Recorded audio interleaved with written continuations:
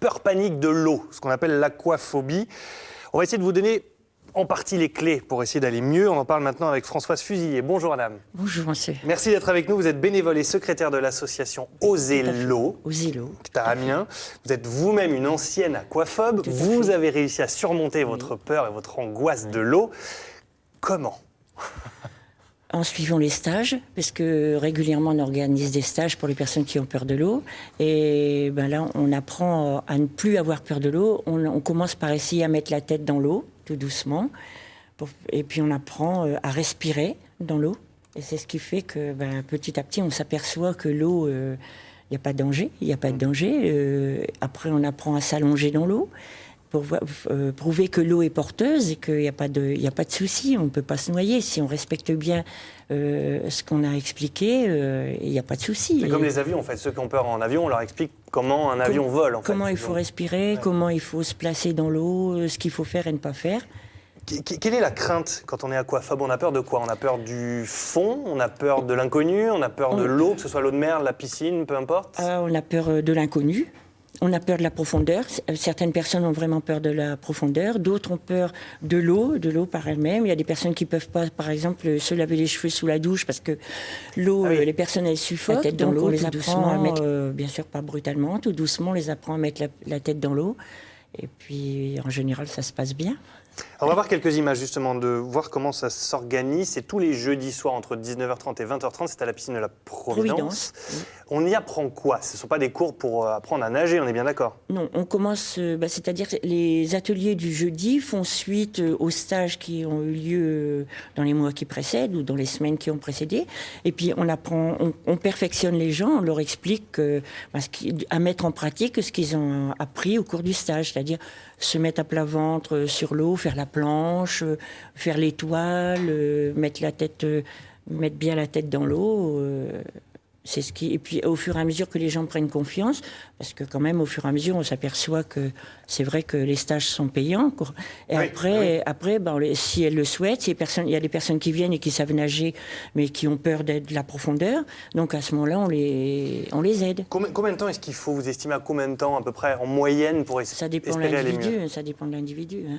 Ouais. Il faut quand même bien, à mon avis, plusieurs semaines quand même avant qu'on soit vraiment autonome dans l'eau. Allez, on va regarder à quoi ça ressemble en image tout de suite. Rien ne remplace l'image. Vous allez nous dire si vous êtes d'accord avec le concept. Regardez.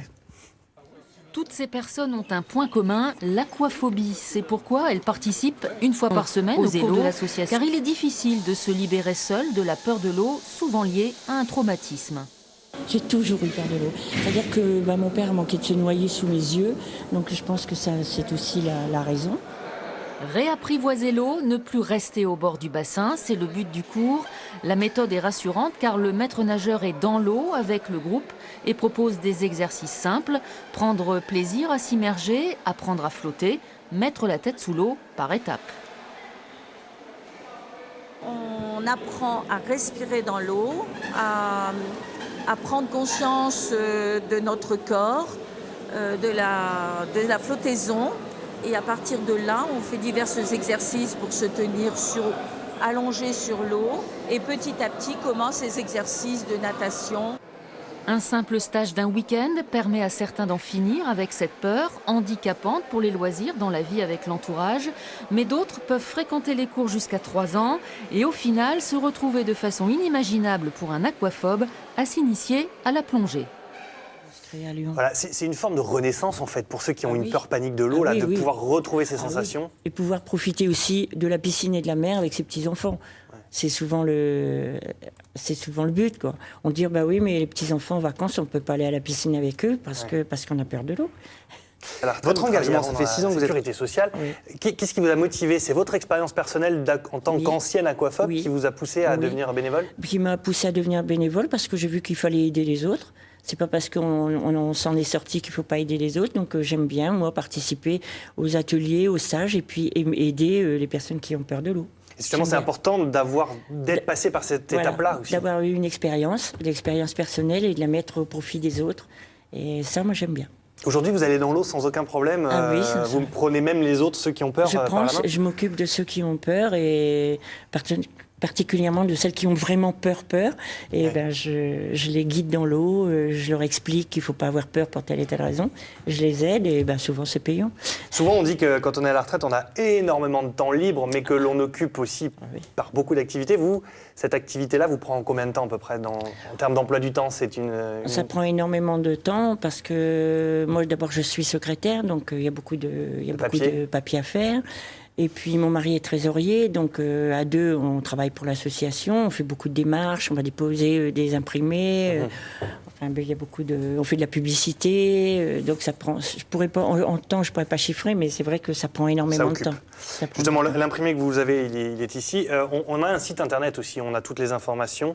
Oui. Ozello.com. Ozello, oui. Z-O-Z-L-O. Voilà, .com. Alors, on se rend compte qu'en fait, il n'y a pas énormément de l'association. Elle est présente sur très peu de sites en France. Hein. Besançon, Lille, Amiens, le Cantal, voilà. Nord dans le Cantal. Et puis Lyon aussi.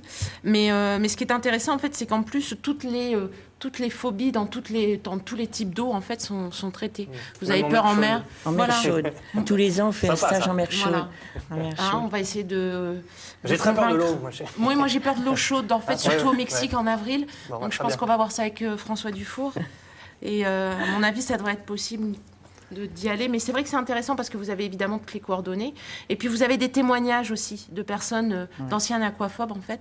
Et on se rend compte qu'effectivement, c'est une vraie libération pour eux, quoi. Parce que c'est une libération. C'est vraiment une angoisse. On sent que c'est une angoisse de ce côté-là. Et puis, vous avez la liste de tous les stages, en fait. Et c'est une fois par semaine, donc, à la piscine de la Providence. À la piscine de la Providence. À Amiens. On a les coordonnées. Si jamais vous voulez appeler, prenez le numéro de téléphone. N'hésitez pas à appeler. On décrochera avec plaisir 06 81 21 14 45. Ou bien vous passez par l'association Agir ABCD Picardie qui met toujours un point d'honneur à mettre en avant les seniors actifs. Là, en l'occurrence, actives comme vous. Merci beaucoup d'être venus. Et nos amitiés, donc... aux aquaphobes du moment, qui sont en train de guérir. Je n'y manquerai pas. Merci beaucoup. Allez, direction Amiens avec Mathieu Guiraud tout de suite.